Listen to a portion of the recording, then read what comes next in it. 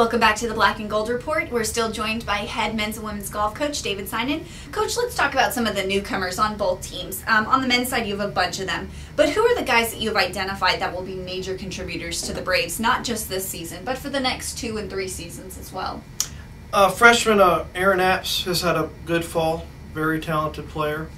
Also Kendall Dunn, another freshman, has gotten in the top 5 a couple times. And transfer Trent Cloninger has played, I think, twice in the top 5. A lot of talent. He does need to score better.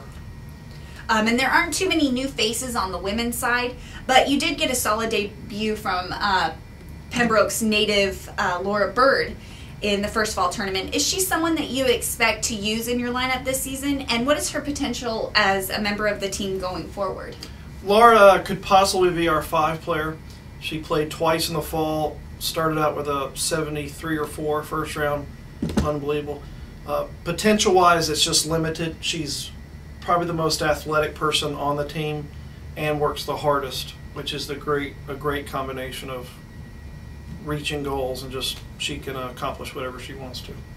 Well, there have been a slew of records that have fallen under your watch at UNCP. Probably one of the more notable ones is the guy shattering the conference record for stroke average last year. Over the last 7 years here, what are the memories that stick out to you for both teams? Well, winning the trophies is always fun.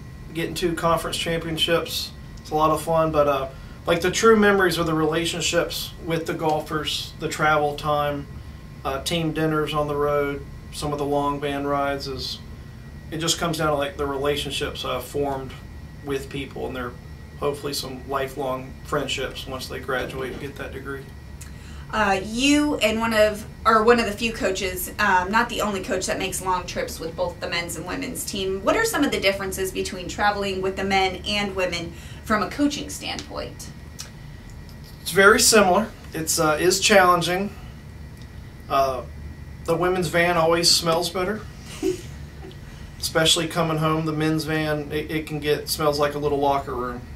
Kind of what it is on those long trips back. It gets rough, but both are a lot of fun to travel with. Women tend to bring more gear, outfits with them, I guess you'd say, but it's a lot of fun. Well, the spring season kicks off for the women on February 2nd and 3rd at the Kiowa Women's Intercollegiate in Charleston, South Carolina. What are going to be some of the tougher tournaments this year for the girls? And while we're talking about that, what are the reasons for entering the Lady Braves into some tournaments that are predominantly Division I? Well, the Kiowa tournament is very strong. We'll see some region teams from Florida. And then the next week we go down to Flagler, which is also a very strong field. Obviously some Florida teams at that one too. And so we'll start off very tough and competitive. We tend to play in one D1 tournament a year. It's from top to bottom, much stronger, more competitive field.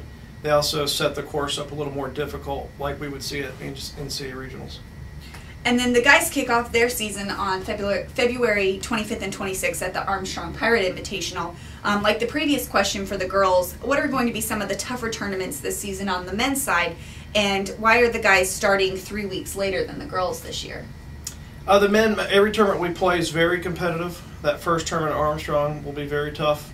The Bobcat Invitational, Georgia College, is the strongest field we play all semester. It's probably just about every team's in the top 50 of the country. The men start 2 to 3 weeks later, just the way the schedule works out. And then looking at the conference tournament, we try to always preview that on our preview shows. But can you tell us who are going to be some of the contenders in the conference this year that are going to make your team work really hard for that Peach Belt Conference trophy?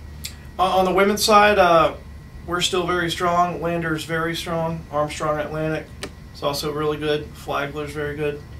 Columbus State is very capable. On the men's side, USC Aiken, Georgia College are always strong. Columbus State, very talented, and Armstrong Atlantic is always very, very capable. Also, too, one of the last questions here. You have a new assistant coach with you this year. Can you talk about what Liz Fernandez brings to the program and how she helps to contribute to your overall coaching strategy? She's made the coaching staff, I'm a male, she's a female, so it's been a stronger, different type coaching staff with a women's perspective and a men's, which is perfect because we do have men and women's golf here at Pembroke. All right. Well, thank you so much for being on the show today. Thank you for watching this week's edition of the Black and Gold Report. Until next week, go Braves.